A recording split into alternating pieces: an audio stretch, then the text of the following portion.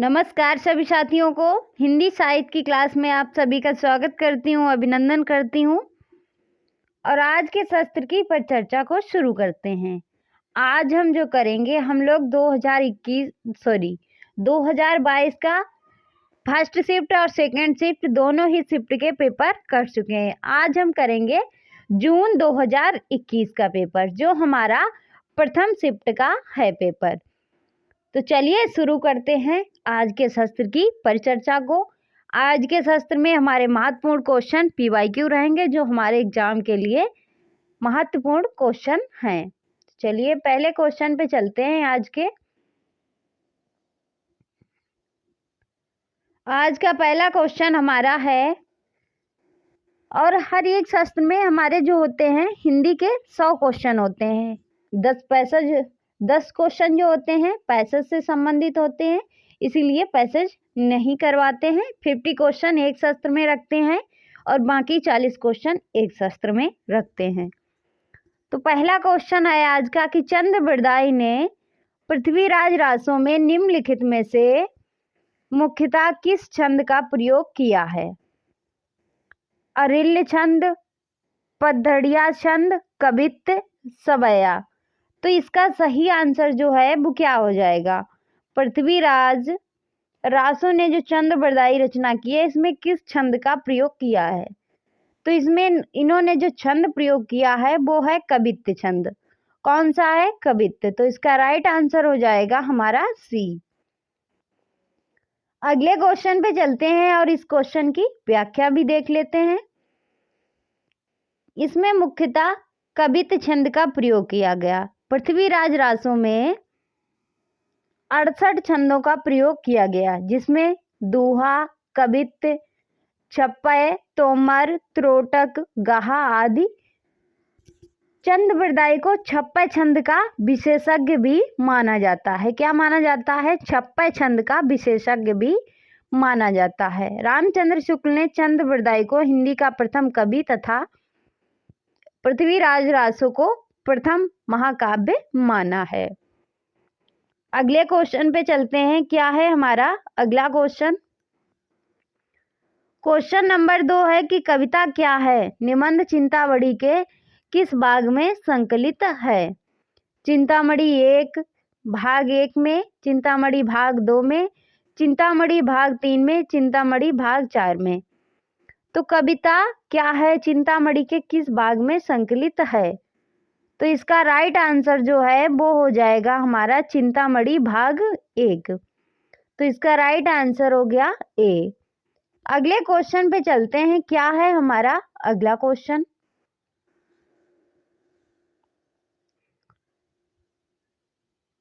अगला क्वेश्चन हमारा काफी बड़ा क्वेश्चन है कि प्रभाववादी आलोचना के संबंध में सही तथ्य कौन से हैं? प्रभाववादी आलोचना के संबंध में सही तथ्य हमसे जो है पूछा है कि प्रभाववादी आलोचना में अवचेतन का मन का महत्व होता है। पद्म सिंह शर्मा की आलोचना पद्धति प्रभाववादी आलोचना है। आलोचक स्वयं एक प्रकार की रचना करने लगता है। सहृदय आलोचक काव्य कृति को पढ़कर प्रभाव ग्रहण करता है। तो इसमें से जो है सही क्या होगा? इसमें जो सही है प्रभाववादी आलोचना के संबंध में वो है हमारा सेकंड और 4 कि पद्म सिंह शर्मा की आलोचना पद्धति प्रभाववादी आलोचना है। सहृदय आलोचक काव्य कृति को पढ़कर प्रभाव ग्रहण करता है। तो हमारा ऑप्शन कौन सा सही होगा? 2 और 4। तो इसका सही आंसर हो जाएगा डी। अगले क्वेश्चन पे चलते हैं। क्या है हमारा अगला क्वेश्चन? ये रही इस क्वेश्चन की व्याख्या। अगला क्वेश्चन हमारा है कि निम्नलिखित में से कौन चंदन बाला रास के रचयिता हैं? जिनधर्म सूरी, सुमितगण, मुन, जिन विजय, आसुग। तो इसका राइट आंसर जो है वो हो जाएगा हमारा आसुग। क्या हो जाएगा? आसुग। तो इसका राइट आंसर हो जाएगा हमारा डी। अगले क्वेश्चन पे चलते हैं। कुछ रचना दी गई है और उनके रचनाकार इन्हें भी देख लेते हैं।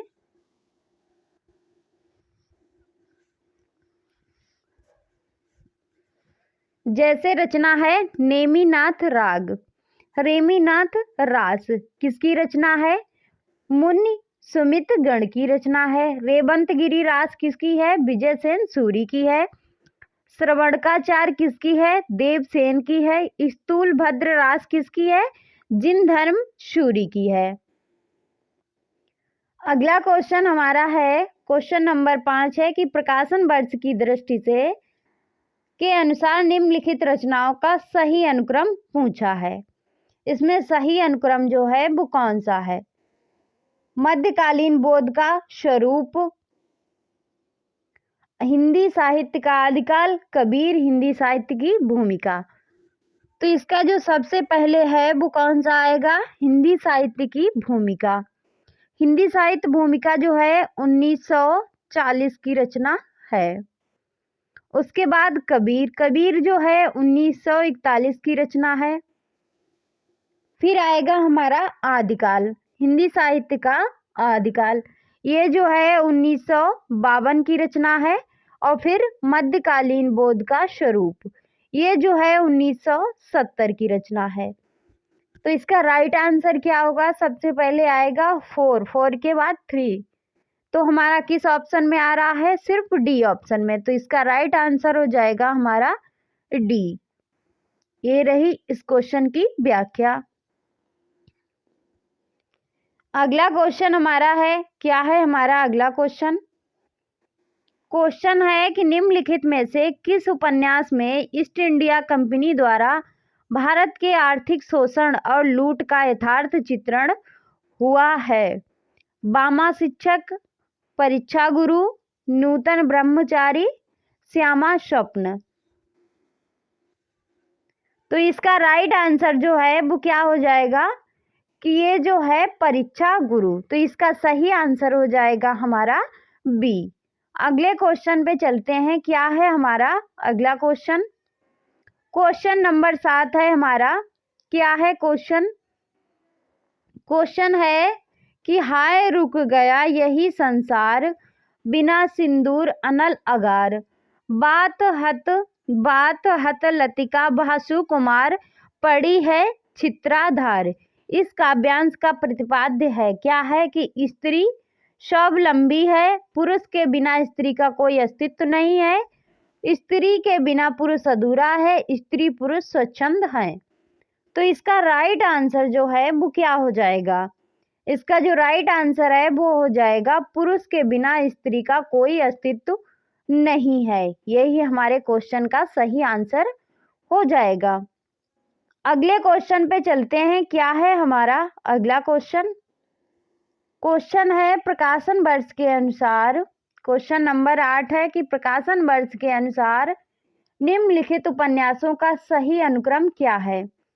शेखर एक जीवनी, तमस, बाण भट्ट की आत्मकथा, मैला आंचल। तो इसका राइट आंसर जो है हमारा क्या होगा? इसका राइट आंसर जो है वो क्या हो जाएगा? तो सबसे पहले जो हमारा आएगी रचना वो कौन सी आएगी? वो रचना आएगी हमारी शेखर एक जीवनी।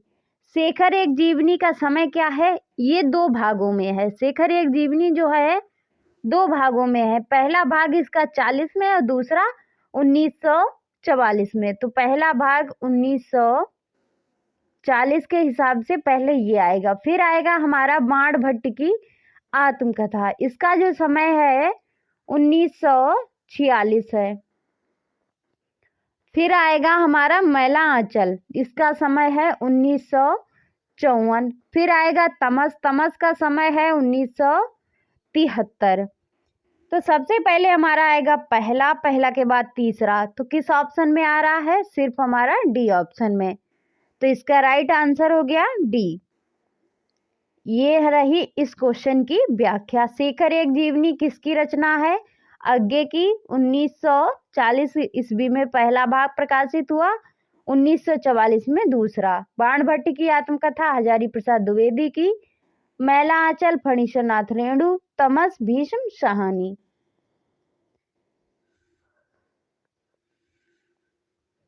अगला क्वेश्चन है सूची 1 सूची 2 को सुमेलित करना है। इसमें कुछ महत्वपूर्ण पुस्तकें दी गई हैं, रचनाएं, ग्रंथ हैं और उनके रचनाकार हैं। तो इसमें जो प्लेटो, बिम्स, WK, दी ग्रेट इंट्रीसन, इयान। तो इसमें जो है इयान जो है वो किसकी रचना है? प्लेटो की है।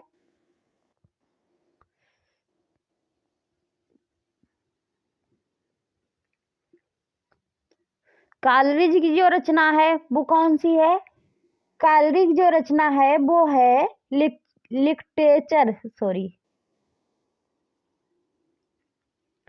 लेक्चरल ऑन शेक्सपियर, जो है कालरिज की रचना है। और फ्रेंक डेमंड की जो रचना थी वो थी दी ग्रेट इंट्रीजेशन। तो इसका जो राइट आंसर, इसका हम व्याख्या ही देख लेते हैं। जैसे प्लेटो की रचना है इयान, बिम्स 60 WK की रचना है लिटरेटरी क्रिटिसिज्म, ए 60 हिस्ट्री। कालरिज की रचना है lectures on Shakespeare. Frank Raymond Lewis की रचना है दी ग्रेट ट्रेजिशन। अगले क्वेश्चन पे चलते हैं। क्या है हमारा अगला क्वेश्चन? अगला क्वेश्चन है कि निम्नलिखित में से किस आचार्य ने रीति का एक भेद अवंती को माना है? भामा ने, वामन ने, कुंतक ने, भोजराज ने। तो इसका राइट आंसर जो है वो क्या हो जाएगा कि निम्नलिखित में से किस आचार्य ने रीति का एक भेद अवंती को माना है? तो इसका राइट आंसर जो है वो हमारा हो जाएगा भोजराज को। तो इसका सही आंसर हो जाएगा हमारा डी। अगला क्वेश्चन है हमारा, क्या है अगला क्वेश्चन? क्वेश्चन नंबर 11 है हमारा कि भारत दुर्दशा के आखिरी अंक में भारत भाग्य क्या करता है? भारत को जगाता है, भारत के हत भाग्य पर क्रोधित होता है, घायल भारत को छोड़कर चला जाता है, भारत के सीने में कटार से आघात करता है। तो भारत दुर्दशा के आखिरी अंक जो है भारत भाग्य क्या करता है? भारत को जगाता है। तो इसका राइट आंसर हो जाएगा हमारा ए। इसमें जो है 6 अंक हैं। कितने अंक हैं? कुल 6 अंक हैं। अगले क्वेश्चन पे चलते हैं। अगला क्वेश्चन क्या है हमारा? क्वेश्चन नंबर 12 है कि निम्नलिखित में से अस्तित्ववाद की विशेषताएं हैं, कौन सी हैं? जीवन की निरर्थकता का बोध, जीवन की सार्थकता का बोध, मृत्यु बोध, परंपरा के प्रति आस्था। तो इसका राइट आंसर जो है वो क्या हो जाएगा? अस्तित्ववाद की विशेषताएं जो हैं वो हैं जीवन की निरर्थकता का बोध और मृत्यु का बोध। तो इसका राइट आंसर होगा बी। पहला और तीसरा हमारा सही हो जाएगा। अगले क्वेश्चन पे चलते हैं। क्या है हमारा अगला क्वेश्चन? अगला क्वेश्चन हमारा है, क्या भूलूं क्या याद करूं में लेखक ने अपने पिता के किस प्रकार के गीता वाचन का उल्लेख किया है? स्वर वाचन, गुनगुनाकर, मौन रहकर, ऊंचे स्वर में। तो इसका सही आंसर क्या हो जाएगा? इसका जो राइट आंसर होगा वो हो जाएगा मौन रहकर। तो इसका सही आंसर हो गया हमारा सी। अगले क्वेश्चन पे चलते हैं। क्या है हमारा अगला क्वेश्चन? क्वेश्चन है, टॉमस रिटर्न्स इलियट के अनुसार परंपरा को क्या माना है? टॉमस रिटर्न्स इलियट के अनुसार परंपरा को क्या माना है? संस्कृति का अंश नहीं है, निर्जीव होती हैं, अनुपयोगी हैं, जीवित संस्कृति का एक अंश है। तो इसका राइट आंसर जो है वो क्या हो जाएगा? वो हो जाएगा हमारा जीवित संस्कृति का एक अंश है। तो इसका सही आंसर हो गया हमारा डी। अगले क्वेश्चन पे चलते हैं। क्या है हमारा अगला क्वेश्चन? क्वेश्चन नंबर 15 है कि चंद्रदेव से मेरी बातें हिंदी साहित्य की पहली कहानी थी जिसने अपने समय की राजनीति और अर्थनीति को केंद्रीय कथ्य बनाया। यह कथन किसका है? देवी शंकर अवस्थी का है, मधुरेश का है, नाम्बर का है या भवदेव पांडे का है? तो इसका राइट आंसर जो है हमारा क्या हो जाएगा? इसका राइट आंसर है वो हो जाएगा भवदेव पांडे। तो इसका सही आंसर हो गया हमारा डी। अगले क्वेश्चन पे चलते हैं। क्या है हमारा अगला क्वेश्चन? 16 नंबर क्वेश्चन है कि निम्नलिखित में से कौन सा विद्वान अस्तित्ववाद का चिंतक नहीं है? Albert Camus, Ezra Pound, Martin Heidegger, Jean Paul Sartre. तो इसका राइट आंसर हो जाएगा एजरा पाउंड। तो इसका सही आंसर हो गया बी। अगले क्वेश्चन पे चलते हैं। क्या है हमारा अगला क्वेश्चन? ऐसा लगता है कि सारे वन लाइनर ही क्वेश्चन है। पिछले जो एग्जाम हुए हैं नेट जेआरएफ में उसमें ज़्यादा ही आसान क्वेश्चन आते थे, सिर्फ वन लाइनर ही। 17 नंबर क्वेश्चन है कि अंडरस्टैंडिंग पोएट्री पुस्तक के लेखक कौन है? एलेन टेंट, Iliad, Cleanth Brooks, sir Williams Empson. तो इसका राइट आंसर जो है वो हो जाएगा हमारा क्लिंथ ब्रुक्स। तो इसका राइट आंसर हो गया सी। अगले क्वेश्चन पे चलते हैं। क्या है हमारा अगला क्वेश्चन?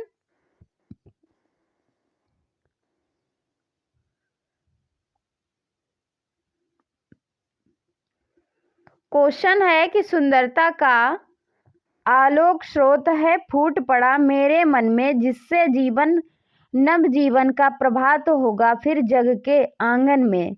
उपर्युक्त पंक्तियों के रचयिता जो हैं वो कौन है? जयशंकर प्रसाद हैं, सुमित्रानंदन पंत हैं, सूर्यकांत त्रिपाठी निराला हैं या महादेवी वर्मा हैं? तो इसका राइट आंसर जो है वो क्या हो जाएगा? इसका जो राइट आंसर है वो हो जाएगा हमारा बी कि सुमित्रानंदन पंत हैं। अगले क्वेश्चन पे चलते हैं। क्या है हमारा अगला क्वेश्चन? इन कवियों के कुछ महत्वपूर्ण पंक्तियां हैं, इन्हें भी देख लेते हैं। जैसे संवेदन का हृदय का यह संघर्ष ना हो सकता, फिर अभाव असफलताओं की गाथा कौन कहाँ बकता। किसकी पंक्ति है? जयशंकर प्रसाद की। सूर्यकांत त्रिपाठी निराला की पंक्तियां क्या हैं? अपशब्द अधरों का सुना भास मैं कभी हूँ पाया प्रकाश सुंदर है विहंग सुमन सुंदर।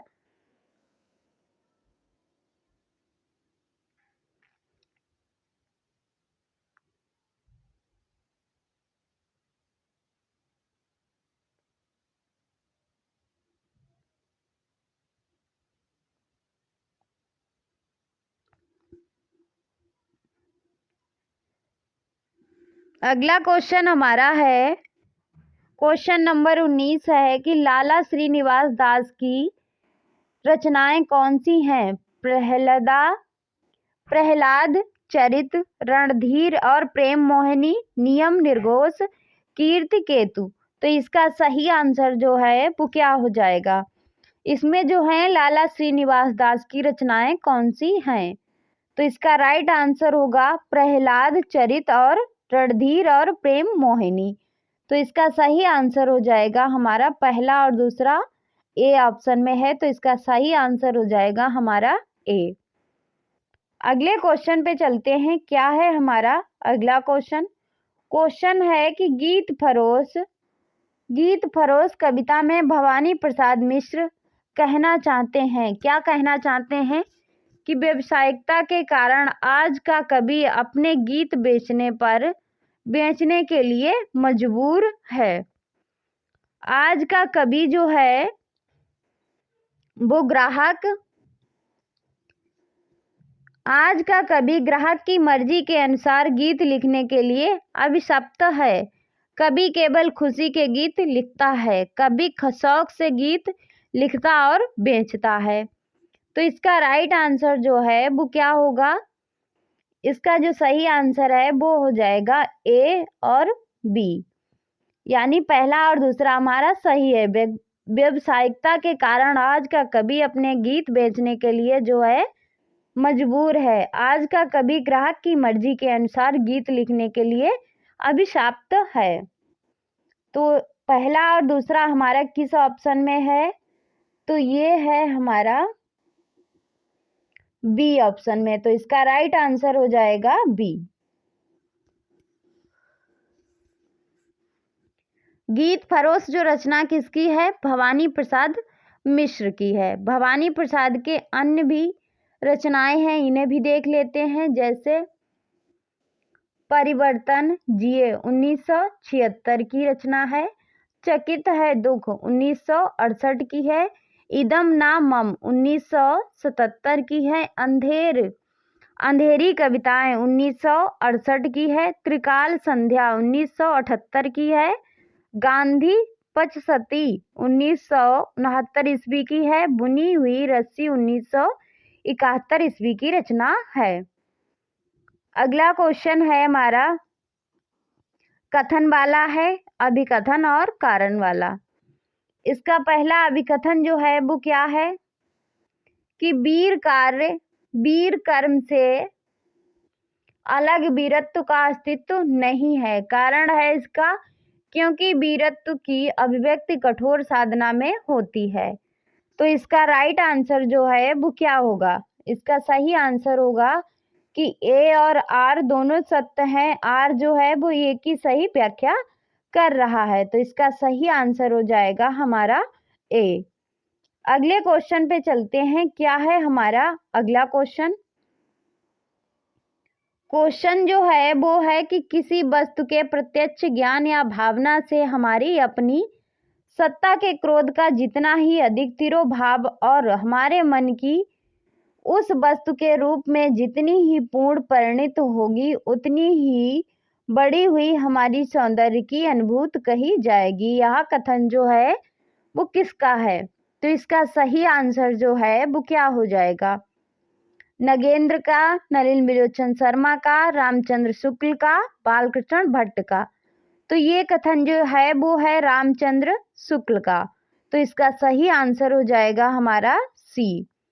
अगले क्वेश्चन पे चलते हैं। क्या है हमारा अगला क्वेश्चन, क्वेश्चन है यशपाल कृत झूठा सच उपन्यास के केंद्रीय विषय कौन से हैं। विभाजन की त्रसादी, नारी की विशेषता और शोषण, उसके बाद है सांप्रदायिक दंगों की भयावहता, भारत छोड़ो आंदोलन। तो इसका सही आंसर क्या होगा, विभाजन की त्रासदा, और पहला जो था हमारा ऑप्शन में कि विभाजन की त्रासदी और सांप्रदायिक दंगों की भयावहता। तो पहला और तीसरा जो है हमारा सही आंसर हो जाएगा। अगले क्वेश्चन पे चलते हैं। क्या है हमारा अगला क्वेश्चन,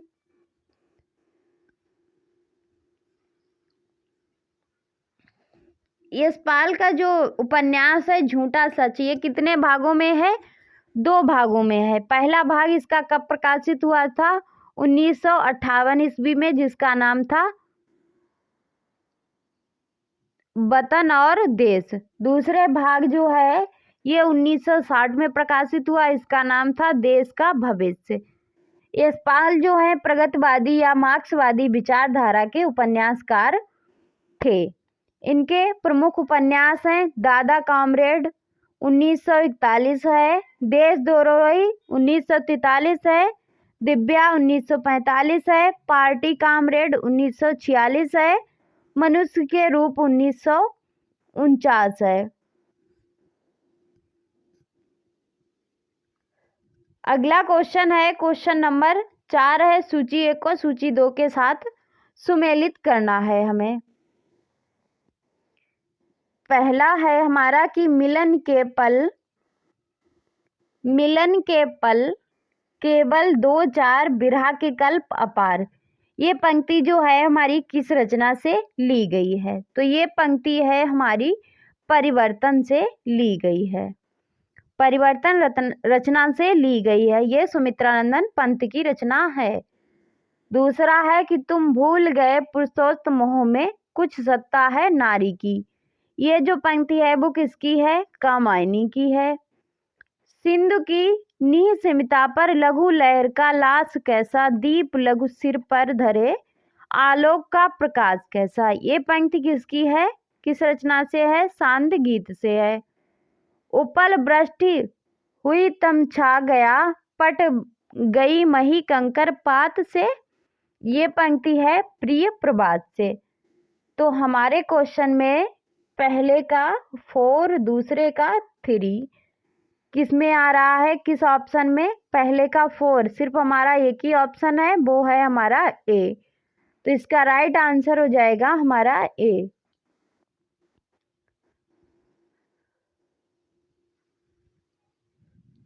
अगला क्वेश्चन है हमारा कि भाषा भूषण का विवेच्य है। भाषा भूषण का जो विवेच्य है वो क्या है? छंद है, छंद, अलंकार, रस, ध्वनि। तो इसका राइट आंसर जो है वो क्या हो जाएगा? अलंकार। क्या हो जाएगा? अलंकार। तो इसका राइट आंसर हो जाएगा बी। अगले क्वेश्चन पे चलते हैं। क्या है हमारा अगला क्वेश्चन? क्वेश्चन है 26 नंबर क्वेश्चन है हमारा कि कुबेर नाथ राय के निबंध संग्रह हैं, कौन से हैं? बेहया का जंगल, कामधेनु, आगम की नाव, दूसरी सता। तो इसका राइट आंसर हो जाएगा, क्या होगा? इसका जो राइट आंसर होगा वो होगा कामधेनु और आगम की नाव। पहला, दूसरा और तीसरा हमारा सही है। तो दूसरा और तीसरा किस ऑप्शन में है? बी ऑप्शन में। तो इसका राइट आंसर हो गया बी।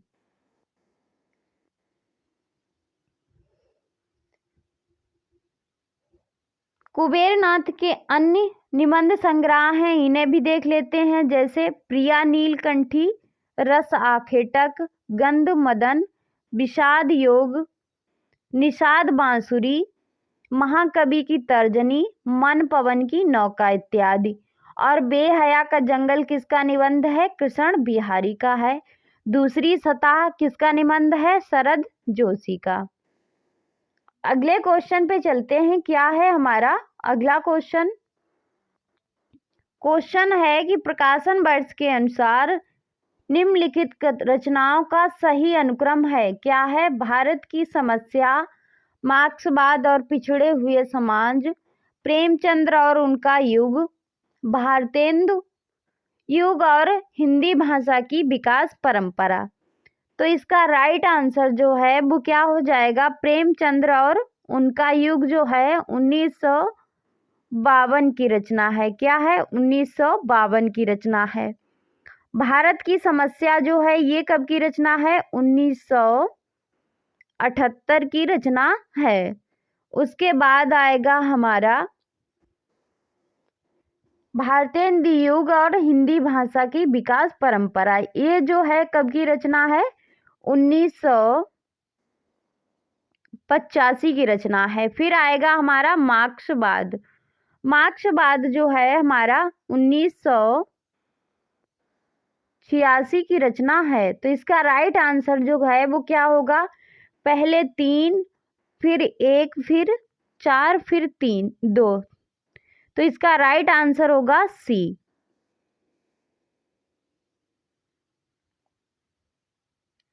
ये रही इस क्वेश्चन की व्याख्या। ये सभी रचनाएं किसकी हैं? डॉक्टर रामविलास शर्मा की।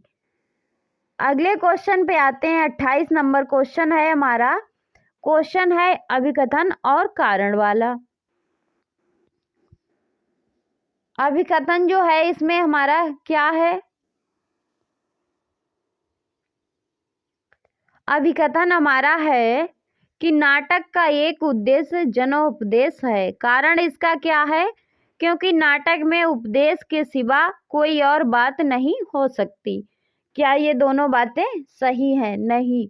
कारण जो है हमारा गलत है, अभिकथन सही है। तो इसका राइट आंसर होगा ये सत्य है पर आर जो है हमारा असत्य है।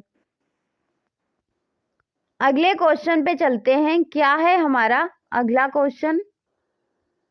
क्वेश्चन नंबर 29 है हमारा कि सूची 1 को सूची 2 से सुमेलित कीजिए। चित्तौर का नाश, बसंत, जुलूस रुका, गांव का मन, और इधर है हमारे रचनाकार। कौन सी रचना किस रचनाकार की है? तो चित्तौर का सर्वनाश जो है वो किसकी है? रूप नारायण पांडे की रचना है। किसकी है? रूप नारायण पांडे की। बसंत जो रचना है वो किसकी है? भारतेंदु हरिश्चंद्र की है। जुलूस रुका है किसकी है? विवेकी राय की। गांव का मन किसकी है? गांव का मन किसकी रचना है? विद्यानिवास मिश्र की। तो पहले का तीसरा, दूसरे का चौथा किस ऑप्शन में है? हमारा पहले ऑप्शन में है। तो इसका राइट आंसर है वो हो जाएगा हमारा ए। ये रही इस क्वेश्चन की व्याख्या। अगले क्वेश्चन पे आते हैं। क्वेश्चन नंबर 30 है हमारा। रचनाएं हैं और उनके रचनाकार हैं।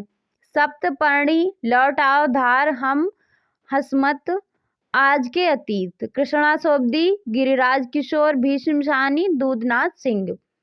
तो सप्तपर्णी किसकी रचना है? सप्तपर्णी जो रचना है गिरिराज किशोर की है। लौट आओ धार किसकी रचना है? लौट आओ धार जो, अरे सॉरी, सही है। लौट आओ धार जो रचना है वो है दूधनाथ सिंह की रचना है। हम हंस मत ये रचना है कृष्णा सोबती की। आज के अतीत भीष्म साहनी की रचना है। तो पहले का दूसरा और बी का तीसरा, बी का चौथा। तो इसका राइट आंसर क्या हो जाएगा? ये हो जाएगा हमारा डी। अगले क्वेश्चन पे चलते हैं। ये रही इस क्वेश्चन की व्याख्या। अगला क्वेश्चन हमारा है कि जितनी सफलता भारतेंदु युग के लेखकों को निबंध रचना में मिली उतनी कविता और नाटक में नहीं मिली। यह कथन जो है वो किसका है? रामचंद्र शुक्ल का, हजारी प्रसाद द्विवेदी का, रामविलास शर्मा का, नंदुलारे वाजपेयी का। तो इसका राइट आंसर जो है वो क्या हो जाएगा? हजारी प्रसाद द्विवेदी का। तो इसका सही आंसर हो जाएगा बी। अगले क्वेश्चन पे चलते हैं। क्या है हमारा अगला क्वेश्चन? क्वेश्चन नंबर 32 है हमारा कि हम राज्य लिए मरते हैं, सच्चा राज्य परंतु हमारे कृषक ही करते हैं। इस प्रसंग में उर्मिला का कौन सा विचार सही नहीं है? सामंती समाज में स्त्रियां मर्यादा के नाम पर घर की चार दीवारी में कैद होती हैं। किसान स्त्रियां अपने पतियों के साथ स्वतंत्रता पूर्वक विचरण करती हैं। किसान राज समाज से अधिक सुखी हैं। राज सुख भाग्यशाली लोगों को प्राप्त होता है। तो इसका सही आंसर जो है वो क्या हो जाएगा? इसमें से कौन सा विचार जो है उर्मिला का सही नहीं है? तो ये है राज सुख भाग्यशाली लोगों को प्राप्त होता है। यही हमारा सही आंसर हो जाएगा। अगले क्वेश्चन पे चलते हैं। अगला क्वेश्चन है निम्नलिखित में से कौन सा तद्भव शब्द नहीं है? राय, खेत, दाहिना, कवि। तो इसका राइट आंसर हो जाएगा कवि। अगले क्वेश्चन पे चलते हैं। क्या है हमारा 34 नंबर क्वेश्चन है अभिकथन और कारण वाला। तो इसका अभिकथन हम लोग देखते हैं। अभिकथन जो है वो क्या है कि स्त्री विमर्श स्त्री अस्मिता का समर्थन करता है। क्या ये बात सही है? बिल्कुल सही है। कारण है इसका क्योंकि वह स्त्रीतर अस्मिता का परम विरोधी है। तो इसका राइट आंसर हो जाएगा, कारण जो है हमारा गलत है पर अभिकथन जो है वो सही है। तो इसका राइट आंसर हो जाएगा सी। अगला क्वेश्चन है, आगे के उपन्यासों के कुछ पात्र हैं। राधिका, सरस्वती, भुवन, प्रशांत, ये जो हैं स्त्री पात्र हैं और पुरुष पात्र हैं। स्त्री पात्र जो हैं वो किस पात्र से संबंधित हैं?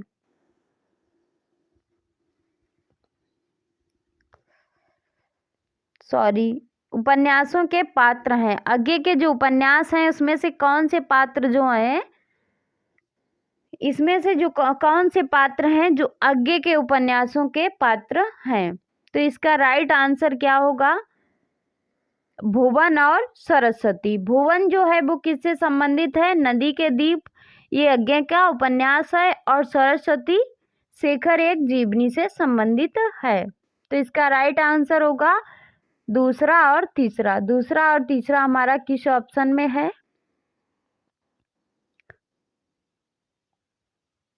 तो ये है हमारा सी ऑप्शन में। तो इसका राइट आंसर हो जाएगा सी। अगले क्वेश्चन पे चलते हैं। क्या है हमारा अगला क्वेश्चन है कि निम्नलिखित में से मैला आंचल उपन्यास के पात्र हैं कौन है? कमला, सहनबाज, सहदेव मिश्र, बालभद्र नारायण।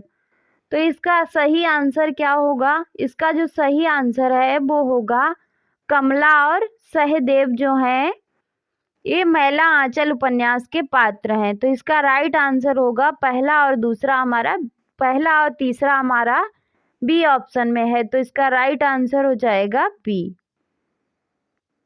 मैला आंचल के अन्य उपन्यास हैं जैसे बालदेव, बावन दास, कालीचरण, लक्ष्मी, कमली, राम खिलावन, रामदास, सेबादास, राम कृपाल सिंह, डॉक्टर प्रशांत, तहसीलदार वासुदेव। अगला क्वेश्चन है हमारा 37 नंबर क्वेश्चन है कि रामचंद्र शुक्ल के अनुसार शिव सिंह सरोज में गिनाए गए ग्रंथ हैं कौन से? राम सतसई, कड़खा रामायण, दोहाबली, कवित्त रामायण। तो इसका सही आंसर जो है वो क्या हो जाएगा? इसका जो सही आंसर है राम सतसई और कड़खा रामायण। तो इसका राइट आंसर हो जाएगा पहला और दूसरा, ये ऑप्शन हमारा सही हो जाएगा। अगले क्वेश्चन पे चलते हैं। क्या है हमारा अगला क्वेश्चन है कि मैं चाहता हूं कि साहित्य संबंधी साधारणाएं वास्तविक साहित्य में विश्लेषण के आधार पर बनाई जाएं। ये पंक्तियां एक साहित्यिक की डायरी के किस प्रकरण से ली गई हैं? एक लंबी कविता का अंत, कलाकार की व्यक्तिगत ईमानदारी, तीसरा क्षण, एक मित्र की पत्नी का प्रश्न चिन्ह। तो इसका राइट आंसर हो जाएगा तीसरा क्षण। तो इसका सही आंसर हो जाएगा तीसरा क्षण। अगले क्वेश्चन पे चलते हैं। क्या है हमारा अगला क्वेश्चन? 39 नंबर क्वेश्चन है हमारा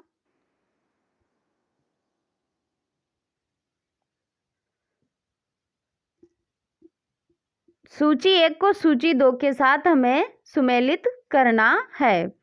होली, पीछे मत फेंकिए, मेरी जन्मभूमि, परंपरा बंधन नहीं। तो इसमें से जो है रचनाएं हैं और रचनाकार हैं किससे संबंधित हैं? होली जो है, होली है किसकी रचना है? प्रताप नारायण मिश्र की है।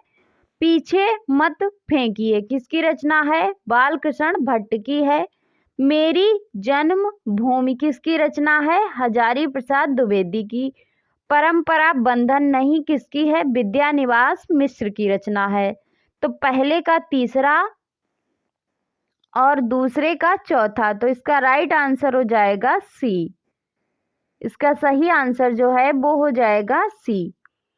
अगले क्वेश्चन पे चलते हैं। 40 नंबर क्वेश्चन है हमारा। क्या है क्वेश्चन? कुछ पंक्तियां हैं और उनके रचनाकार हैं। जैसे पंक्तियां जो हैं कि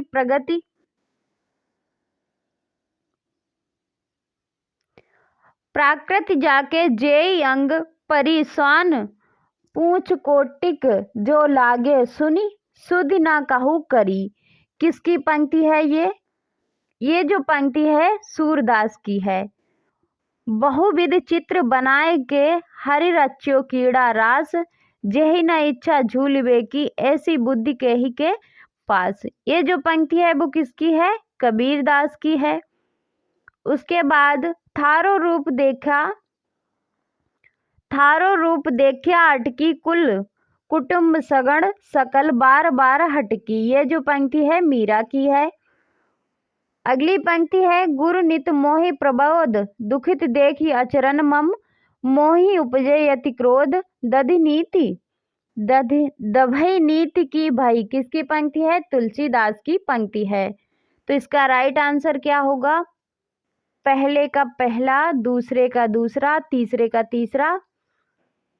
तो इसका राइट आंसर हो जाएगा सी।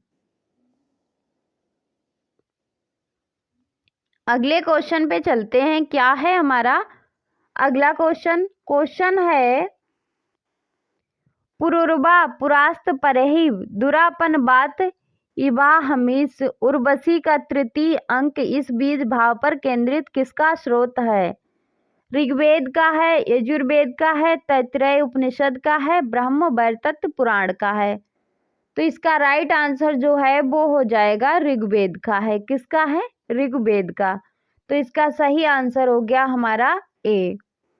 अगले क्वेश्चन पे चलते हैं। क्या है अगला क्वेश्चन नंबर 42 है। क्या है हमारा कि सूची 1 को सूची 2 के साथ हमें सुमेलित करना है।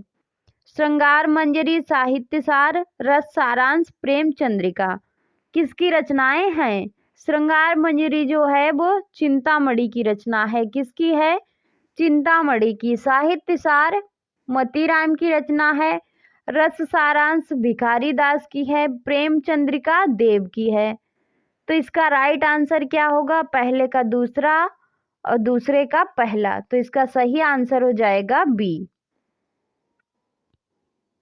अगले क्वेश्चन पे चलते हैं। क्या है हमारा अगला क्वेश्चन नंबर 43 है हमारा कि जबकि निम्नलिखित में से कौन सी भाषा आर्य भाषाओं में शामिल नहीं है? यूनानी, लैटिन, फ्रांसी, अरबी। तो इसका राइट आंसर है वो हो जाएगा हमारा अरबी। क्या हो जाएगा? अरबी।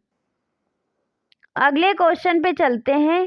क्वेश्चन नंबर 44 है। निम्नलिखित में से कौन से उपन्यास जो हैं अमृतलाल नागर के द्वारा रचित नहीं है? कौन से उपन्यास हैं जो अमृतलाल नागर द्वारा रचित नहीं है? सीमाएं टूटती हैं, एकदा नैमी शरणाएं, शतरंज के मोहरे और कथा कहो उर्वशी। इसमें जो है अमृतलाल नागर की रचनाएं नहीं है। सीमाएं टूटती हैं और कथा कहो उर्वशी पहला और चौथा जो है अमृतलाल नागर की रचना नहीं है। तो पहला और चौथा हमारा किस ऑप्शन में है? तो ये है हमारा डी ऑप्शन में। तो इसका राइट आंसर हो जाएगा डी। अगले क्वेश्चन पे चलते हैं। क्वेश्चन नंबर 45 है हमारा। क्या है 45 नंबर क्वेश्चन कि विष्णुकांत शास्त्री के संस्मरण सुदिया उस चंदन के बन की शीर्षक किस कवि की कविता से प्रेरित है? सर्वेश्वर दयाल सक्सेना, रघुवीर सहाय, गिरजा कुमार माथुर, कीर्ति चौधरी। तो इसका सही आंसर जो है वो हो जाएगा हमारा गिरजा कुमार माथुर। तो इसका राइट आंसर हो जाएगा हमारा सी। अगले क्वेश्चन पे चलते हैं। क्या है गिरजा कुमार की अन्य रचनाएं हैं, इन्हें भी देख लेते हैं। जैसे मंजीर, नास और निर्माण, धूप के धान, शिला पंख चमकीले, छाया मत छूना मन, साक्षी रहे वर्तमान, मैं वक्त के हूँ सामने। ये गिरजा कुमार माथुर की रचनाएं हैं। अगला क्वेश्चन है 46 नंबर है। अभिकथन और कारण वाला क्वेश्चन है। इसमें अभिकथन है कि दलित विमर्श का वैचारिक आधार बाबा साहेब अंबेडकर का दर्शन है, बिल्कुल सत्य है। कारण इसका है क्योंकि अंबेडकर दर्शन पर मात्र दलित विमर्श विचार कर सकता है। नहीं, ये बात गलत है। तो इसका राइट आंसर हो जाएगा ए सत्य है पर आर जो है असत्य है। तो इसका राइट आंसर हो जाएगा सी। अगले क्वेश्चन पे चलते हैं।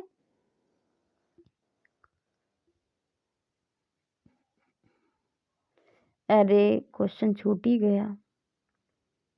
अगला क्वेश्चन है कि मुख कमल समीप सजे थे, दो किसलय से पुरैन के जल बिंदु दृश्य ठहरे कब। जल बिंदु दृश्य ठहरे कब, उन कानों में दुख के किनके। इस छंद में प्रेयसी के किस गुण या प्रवृत्ति का वर्णन किया गया है। प्रेयसी जो है रूपवती है, प्रेयसी के लिए प्रयुक्त उपमान नए हैं।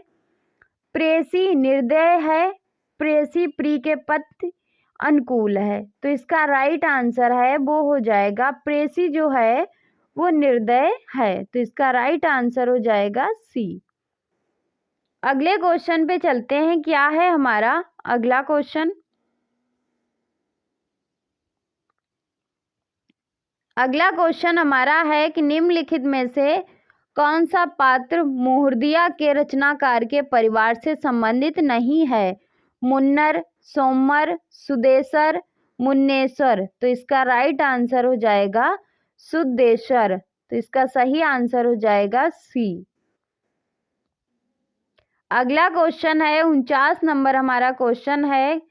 क्या है हमारा क्वेश्चन कि चंद्रगुप्त नाटक में से किस चरित्र की बात पर प्रतिक्रिया व्यक्त करते हुए चाणक्य ने कहा था कि मेरे पास पाणिनि में सिर खपाने का समय नहीं है, भाषा ठीक करने से पहले मैं मनुष्यों को ठीक करना चाहता हूँ।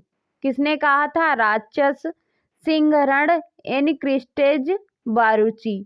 तो इसका राइट आंसर हो जाएगा बररुचि। तो इसका सही आंसर हो जाएगा डी।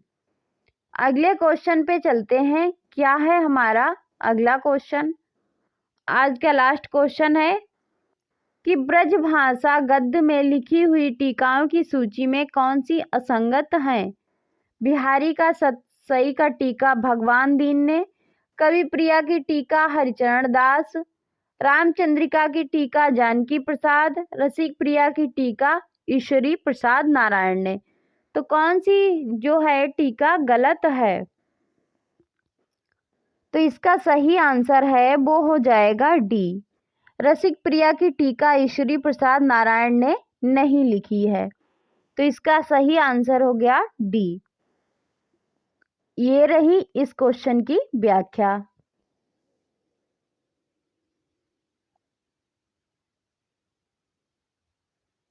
तो आज के सत्र को यहीं पे समाप्त करते हैं। मिलते हैं अगले सत्र में। तब तक के लिए जय हिंद। और आप लोगों से निवेदन है कि वीडियो को लाइक, शेयर और चैनल को सब्सक्राइब अवश्य करें। धन्यवाद आप सभी का।